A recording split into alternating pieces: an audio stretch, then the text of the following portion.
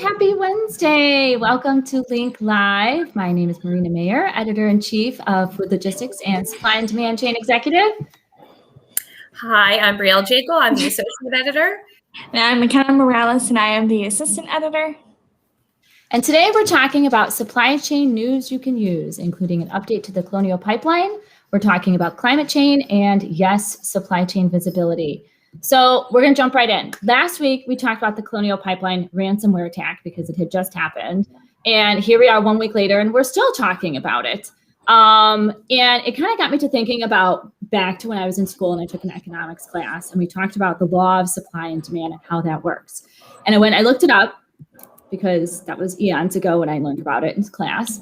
The law of demand says that at higher prices, buyers will demand less of an economic good. And the law of supply says that at higher prices, sellers will supply more of an economic good.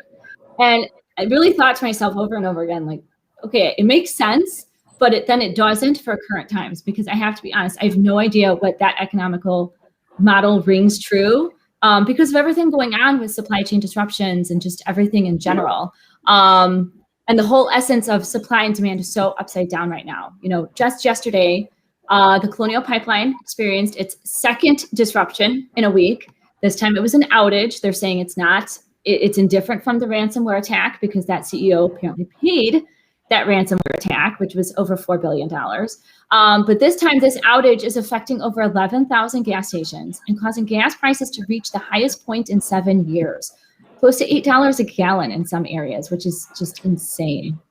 So, let's talk about this. People are stockpiling gas. I can't even make that up if I wanted to. Last year, we were talking about people stockpiling toilet paper, and now they're pouring gas into garbage bags and putting that in their trunks. There's also a gas shortage. There's a truck driver shortage still.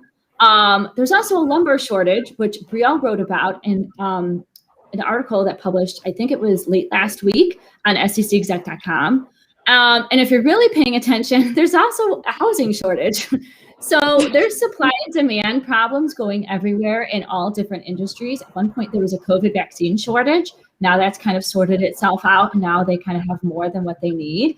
But it's just crazy to me to see how such an event like this that affected what I would consider to be a semi-decent size demographic or geographic area has kind of just compounded across the United States. And now everybody's like scavenging for gas. And I mean, I'm in the Midwest and I went and filled up my gas tank the next day because I panicked. But I'm not going to go and fill up garbage bags and put them in my trunks, which, by the way, if you've been on YouTube or Instagram, some of those people, their cars have blown up. So I advise you not to do that. I'm convinced those videos are fake. I can't. Somebody was filling up like a laundry basket and had the holes in it. I'm like, Billy, come on. Like, if we lost all common sense. So anyways, is Mackenna frozen or is it just me? No, I'm just in shock.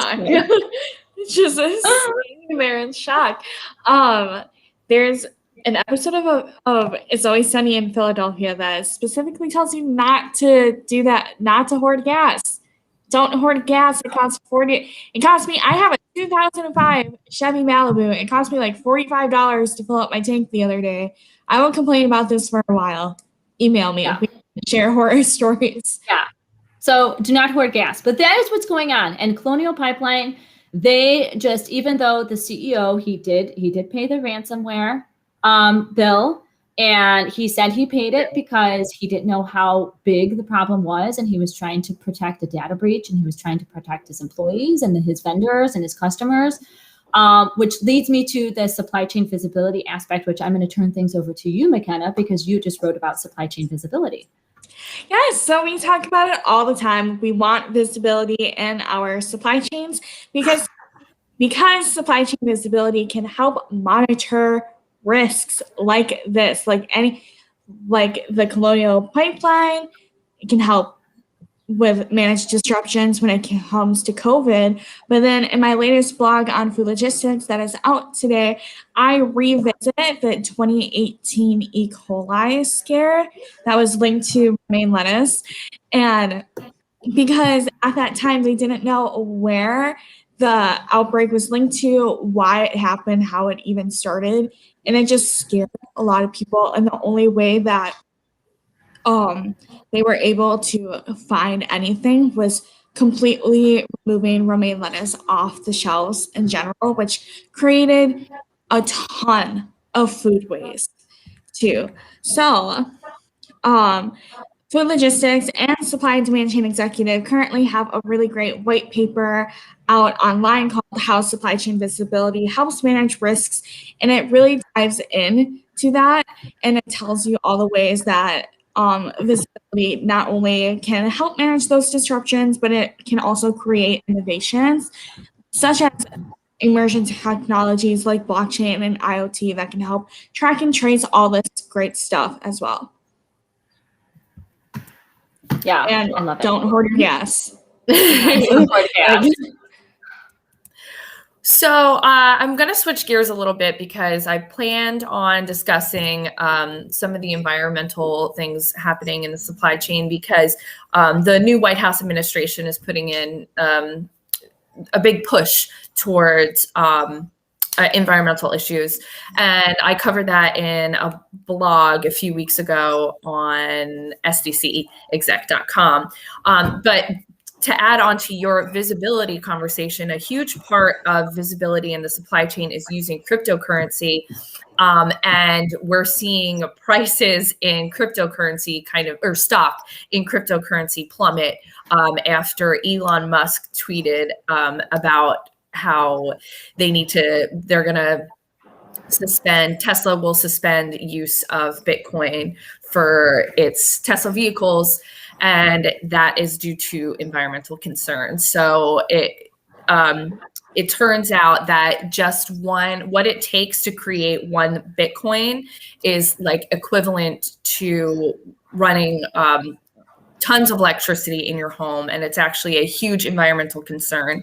So I'm interested to see how the supply chain is going to handle that, especially because so much of the supply chain is moving towards environmental initiatives. I mean, everyone is going like carbon neutral, and it's a huge issue right now in the supply chain. So I'm interested to see how we will handle visibility in the future, since so much of visibility relies in cryptocurrency, in assuring, that things are traceable and accurate. And just to piggyback off of Brielle really quick, the Women in Supply Chain Award just opened up over on STCE, and we are really looking forward to all the nominations that are going to come in, and we want to see women who are working in these fields when it comes to technology and visibility and sustainability. We want to honor them, so get your nominations in.